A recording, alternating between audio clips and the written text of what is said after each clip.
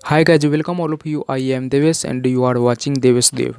दोस्तों, बिहार में ज़मीन सर्वे का काम 7 दिन के भीतर शुरू होने वाली है। लिहाजा विभाग ने एजेंसियों को चेतावनी दे दी है। साथ ही साथ 7 दिन के भीतर सभी जिलों में सेटअप तैयार करने को कहा है। दोस्तों, अगर मान लीजिए बिहार में ज़मीन सर्वे का काम शुरू हो गया है तो उसमें आप लोगों की क्या भागीदारी होगी। सर्वे का काम शुरू होने से पहले आप सभी को क्या करना होगा और इन सर्वे से हमें क्या लाभ मिलेगी। अगर कोई विवादित ज़मीन है तो उसके लिए क्या करना चाहिए, और भी बहुत कुछ जानेंगे इस वीडियो के माध्यम से। तो इस वीडियो को लास्ट तक ज़रूर देखिएगा ताकि सही और पूरी जानकारी मिल सके। तो चलिए शुरू करते हैं।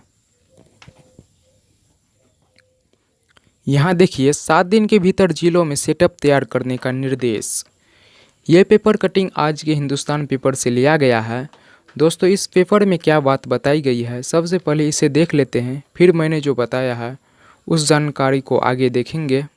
यहाँ देखिए, राज्य में शुरू हुए ज़मीन के सर्वे का काम में बड़ी बाधा हवाई सर्वे के लिए चयनित कंपनियां हैं।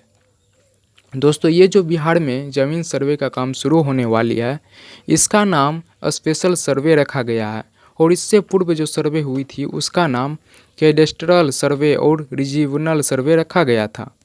फिर आगे बताया गया है, सूबे के 20 जिलों में काम के लिए चयनित इन एजेंसियों ने अभी कहीं भी अपना काम शुरू भी नहीं किया है। जिन जिलों में एजेंसियों ने काम शुरू भी किया है वहां इनके तकनीकी कर्मी नहीं पहुंच पाए हैं। इस कारण ज़मीन सर्वे का काम सुस्त है। लिहाजा विभाग ने इन एजेंसियों को चेतावनी दे दी है। साथ ही 7 दिन के भीतर सभी जिलों में सेटअप तैयार करने को कहा है। दोस्तों, अभी तो बिहार में चुनाव की लहर दौड़ रही है, सब अपना पल्ला भारी करना चाहता है। तो इसी बीच ज़मीन सर्वे का काम, जैसा कि यहाँ बताया गया है, 7 दिन के भीतर जिलों में सेटअप तैयार करने का निर्देश। यूँ कहिए, अभी मीडिया और न्यूज़पेपर के माध्यम से ही सर्वे की खबर मिल रही है। इससे पहले भी 18 अगस्त को इसी हिंदुस्तान पेपर में खबर आई थी कि अगले माह के मध्य से बिहार में ज़मीन सर्वे का काम शुरू होगी। हमें तो लगता है अब चुनाव के बाद ही सर्वे का काम शुरू किया जाएगा। चलिए आगे देखते हैं क्या बताया गया है। राज्य में 100 साल बाद शुरू हुए जमीन के सर्वे के लिए 3 हवाई एजेंसियों का चयन किया गया है। पहले चरण में मुंगेर, नवादा, जहानाबाद, अरवल, बेगूसराय, खगड़िया, लखीसराय, शिवहर, पूर्णिया, किशनगंज, अररिया, कटिहार, सीतामढ़ी, सुपौल, सहरसा, शेखपुरा, मधेपुरा, पश्चिमी चंपारण और बांका जिलों में सर्वे कराना है। विभाग ने दिया अल्टीमेटम, सर्वे का काम में कोताही बरतने वाले अधिकारियों की नकेल कसने की तैयारी विभाग ने कर ली है। इस काम की उपलब्धियों की चर्चा उनके मूल्यांकन पुस्तिका में भी होगी।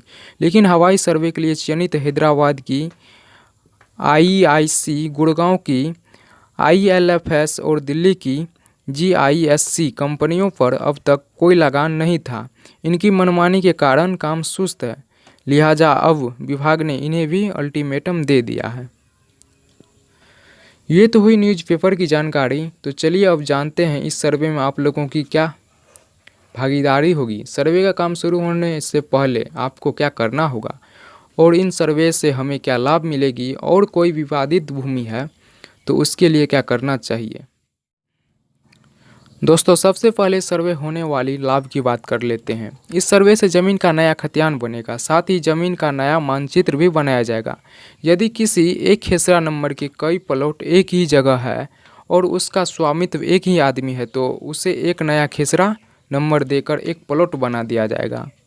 और भी बहुत सारी इनके लाभ और विशेषता है, तो हम अगले वीडियो में डिटेल से इनके बारे में बतलाएंगे। फिलहाल यहाँ शॉर्ट तरीके से बता रहे हैं।